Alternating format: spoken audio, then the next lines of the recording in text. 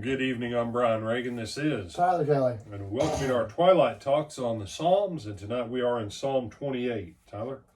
To you, O Lord, I call, my rock, do not refuse to hear me. For if you are silent to me, I shall be like those who go down to the pit. Hear the voice of my supplication as I cry to you for help. As I lift up my hands toward your most holy sanctuary, do not drag me away with the wicked, with those who are workers of evil, who speak peace with their neighbors, while mischief is in their hearts.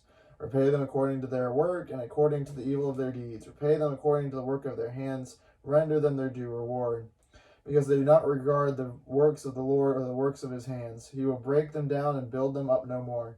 Blessed be the Lord, for he has heard the sound of my pleadings. The Lord is my strength and my shield. In him my heart trusts. So I am helped and my heart exalts. And with my song I give thanks to him. The Lord is the strength of his people. He is the saving refuge of his anointed. Oh, save your people and bless your heritage. Be their shepherd and carry them forever. All right. So, main thing going on here is the absence of communication with God is here compared to being dead. A lot of people have debated about what God told Adam, in the day that you eat thereof, you shall surely die. Because for God, life is not flesh. God is a spirit. And the day that Adam ate and engaged in rebellion, he and Eve both, that day they died. The glory of God departed from them. Their relationship with each other and with everything in the universe was changed. And they entered a cycle of death. You say, well, it took nearly 1,000 years for them to die. No, it took nearly 1,000 years for their bodies to die. They were already dead, just their bodies didn't know it yet. And so the inability to be in fellowship with God, and that's a better way to understand it. Not relationship, but fellowship. Fellowship is your ability to agree on something, to share common interest, common purposes, to work together for it.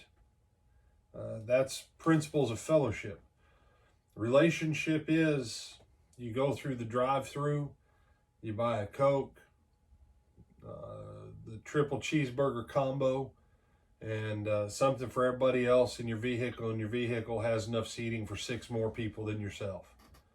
And the lady comes back and she says, that's $85.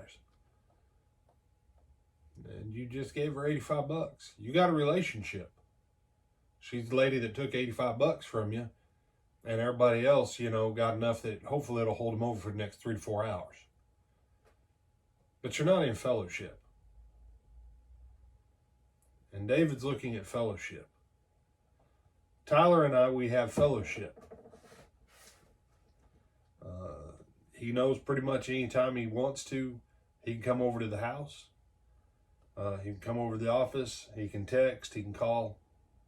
And generally, unless I've got something that I just cannot take his call right then, I take his call.